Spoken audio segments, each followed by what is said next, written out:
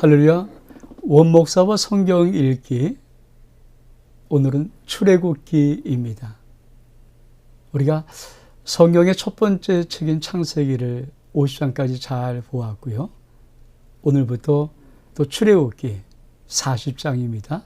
한번 한 장씩 사랑하는 성도 여러분, 이 말씀 속에 있는 하나님의 귀한 은혜를 짧은 시간이나마 함께 누리기를 원합니다. 이 출애굽기는 엑소더스라는 명칭입니다. 탈출. 그리고 사실은 그 출애굽기의 원래 히브리어 명칭은 쉐모트입니다. 이름들이라는 뜻을 가지고 있습니다. 하나님께서 이 출애굽 속에 하나님의 놀라운 비밀의 은혜를 정말 많이 담고 있습니다. 그래서 우리가 구원받은 역사, 구원 이후의 모든 삶을 명백히 알려면 이 성경의 두 번째 책인 이 출애굽기를 정말 우리는 잘 한번 알고 지나가야 됩니다. 물론 이 출애굽기의 저자는 모세죠. 모세가 창세기, 출애굽기, 레위기, 민수기, 신명기 이 5권을 썼습니다. 그래서 모세오경이라고도 합니다. 율법서를 말하는 거 참 중요한 율법서. 그리고 이 출애굽기의 시기는 저약 연대는 약 BC 1500년, 1400에서 1450년 정도. 그래서 BC 한 15세기 정도의 그 역사의 시기를 기록한 채, 이 정도는 이제 서론적으로 알면 되겠고요. 정말 중요한 것.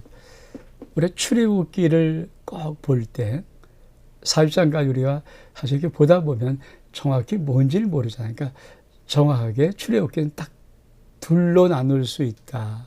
그래서 1장부터 18장까지는 하나님이 출애굽의 모든 역사들을 어떻게 이루시는가를 기록한 내용이 담겨 있고, 그리고 19장부터는 하나님의 백성들이 애굽에서 탈출해서 어디까지 오냐면 시내산까지 옵니다. 그러니까 시내산까지 오는 과정, 애굽을 탈출해서의 1장부터 18장까지의 기록이고, 19장부터는 시내산의 언약을 맺는 과정으로부터 마지막 40장까지의 쭉 내용이 흐릅니다. 여기 아주 중요한 예수 그리스도를 상징하는 성막 만들기, 이 부분이 또 우리에게 귀한 율법과 법례를 준 십계명, 율법들, 이런 정말 귀한 것들이 또 이 가운데 담겨져 있습니다. 이제 한번 우리가 성경 출애굽기 오늘은 1장을 함께 읽어 나가겠습니다. 우리 한번 볼까요?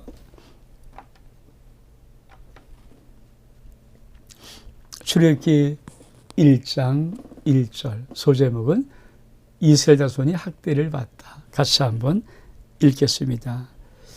야곱과 함께 각각 자기 가족을 데리고 애굽에 이른 이스라엘 아들들의 이름은 이러하니 루벤과 시몬과 레위와 유다와 이스라엘과 스불론과 베냐민과 단과 납달리와 각과 아세리요.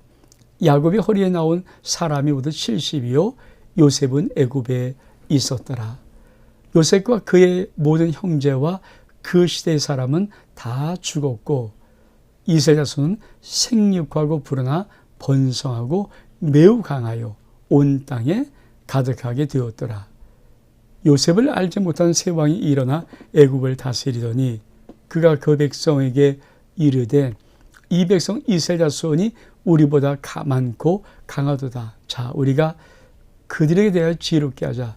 두렵건대 그들이 더 많게 되면 전쟁이 일어날 때 우리 대적과 합하여 우리가 싸우고 이 땅에서 나갈까 하노라 하고 감독들을 그들 위에 세우고 그게 무거운 짐을 지워 괴롭게 하여 그들에게 바로를 위하여 국고성 비동과 람셋을 건축하게 하니라.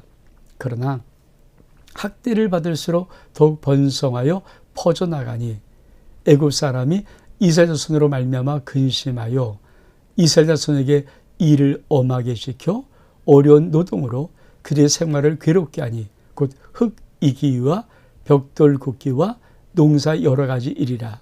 그 시키는 일이 모두 엄하였더라.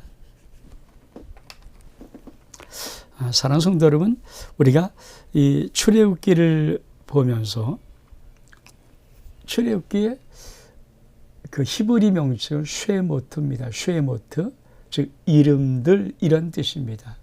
왜 그 이름을 썼을까요? 사실 히브리 성경은 그 권의 1절을 중심으로 이렇게 명칭을 쓰는 경우가 많은데, 그렇죠? 이스라엘 아들의 이름은 이러하니라. 이름이 나오면 쉐모트거든요. 그래서 고명칭을 썼다.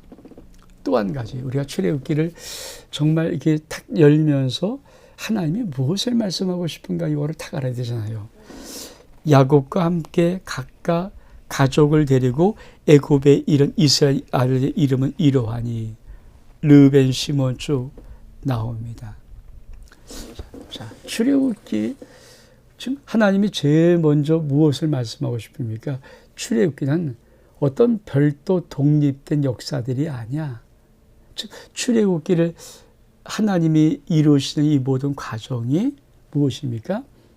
이게 창세기에 있는 아브람과 이삭과 야곱에 관한 언약의 이어짐, 언약의 성취.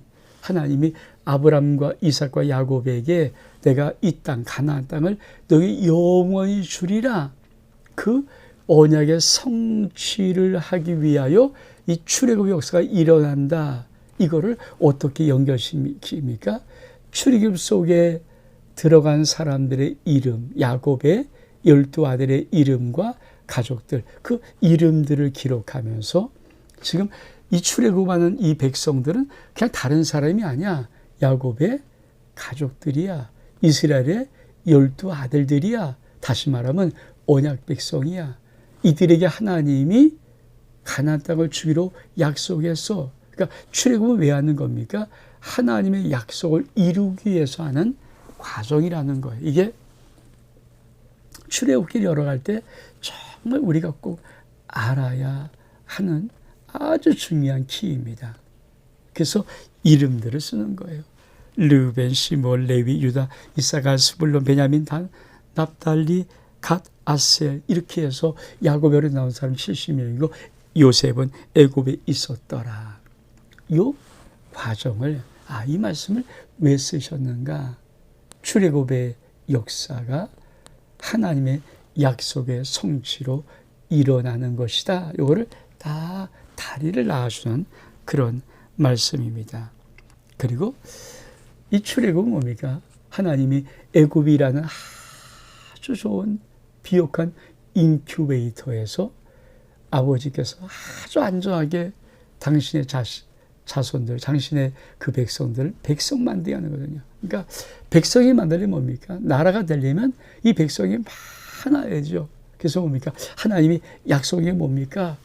네가 애굽으로 내려가면 생육 번성하게 할 것이다. 왜? 나라 만들기, 나라. 그래서 백성 만들기 작업을 이 출애굽기 역사 속에서 하시는 거예요. 그래서 성경은 뭐라고 말합니까?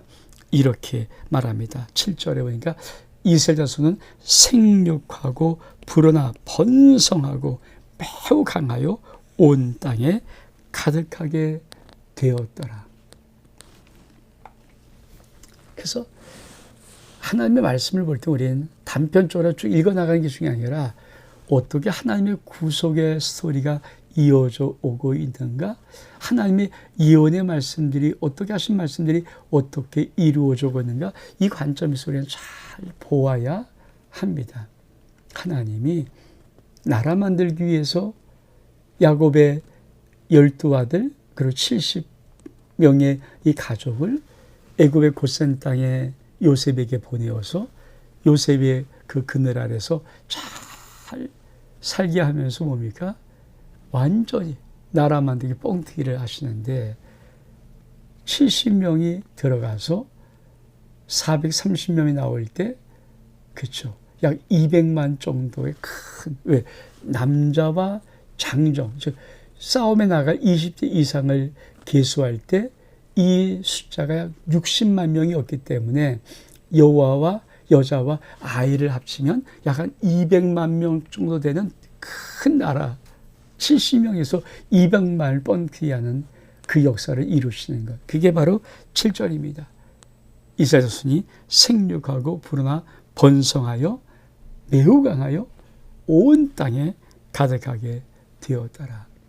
근데 왜 출애굽을 할 수밖에 없을까요?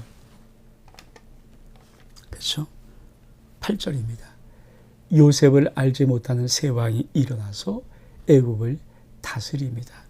그가 뭐라고 말합니까? 야, 이 히브리인들이 너무 많아요.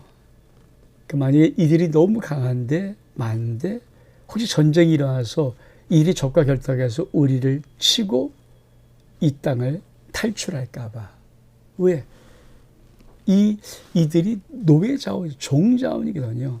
다시 말하면 우리나라도 3D 업종을 자꾸 우리나라 사람이 이제 안 하고 젊은 층이 안 하고 해외에서 들어온 노동자들이 3D, 그렇죠? 가장 힘들고 어려운 직종을 맡은 것처럼 사실은 이스라엘 백성들이 맡고 있는 역할이, 그렇죠? 3D 업종 같은 그런 거죠.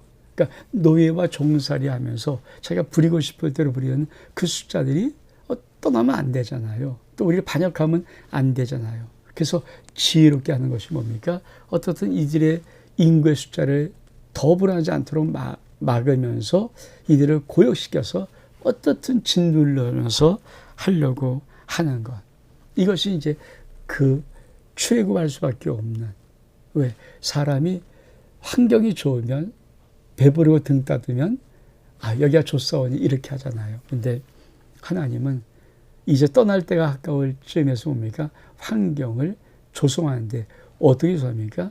요셉을 알지 못하는, 다시 말하면 애굽의 역사로 보면 많은 왕조가 일어나는 거예요. 그러니까 반역으로 일어나고 또 쟁탈하면서 막 일어나서 대대를 이어가는 것도 있지만 그렇게 일어나면서 새로운 왕조가 들어서는데 이 왕조는 뭡니까? 요셉이 누군지도 모르는 거죠.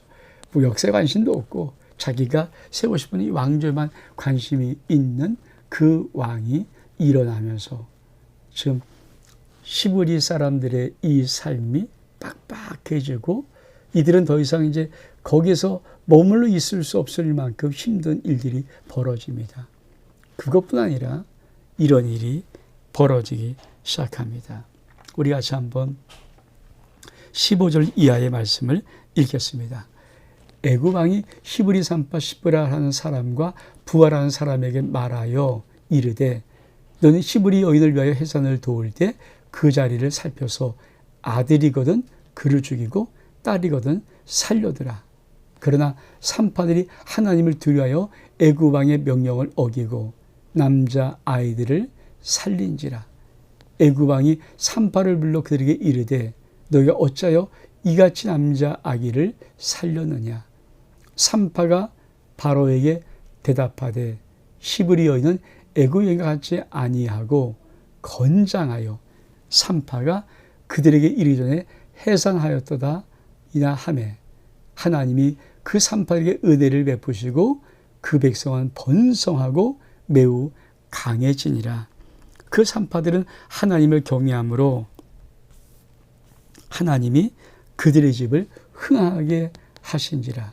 그러므로 바로가 그의 모든 백성에게 명령하여 이르되 아들이 태어나거든 너희는 그를 나일강에 던지고 딸이거든 살려두라 하니라. 사랑하는 성도 여러분, 우리가 참 이 하나님 말씀을 보면서 어느 시대나 역사 속에 하나님이 어떤 일들을 이룰 때 참 중요한 인물이 나옵니다. 그게 뭡니까? 여호와를 경외하는 자. 지금 애굽 왕이 히브리 산파 이 시브라와 부하라는 사람에게 명해서 남자 아이가 아들이 나거든 죽여라. 왜? 이 아들이 하면 씨를 번성하는 거니까 죽여버려라. 그리고 딸이는 살려두라. 근데 이 히브리 산파는 여호와 하나님을 경외합니다. 이 말은 무슨 말입니까? 지금 400년, 430년 역사 속에 보이지 않은 것 같지만 이 히브리 민족 속에는 하나님의 경외함의 신앙이 흐르고 있는 거예요. 이게 역사의 400년 정도가 지나가면 잊어버릴 만도 한데 끊임없이 이 히브리의 하나님, 이스라엘의 하나님, 아브라함과 이삭과 야곱의 하나님에 대한 이 신앙이 그 속에서 계속 맥을 이어오고 있습니다. 맥을 이어오니까 애굽 왕보다 더 하나님을 경외하지요. 신앙의 맥이 없는데 그들이 어떻게 애굽 왕의 말이 절대적인데 어떻게 그 말을 어기면서 하나님께 순종할 수 있겠습니까? 그러니까 참 중요하죠. 그러니까 하나님의 믿는 이 히브리의 믿음의 신앙들은 뭡니까? 역사를 뚫고 시간을 뚫고 400년 지나면서 끝까지 계속해서 신앙이 이어져 오고 있다. 그래서 이 히브리 산파가 또 지혜롭잖아요. 왜 아들을 살렸으니까 히브리 사람이 얼만큼 건강한지요. 벌써 아들을 낳아요.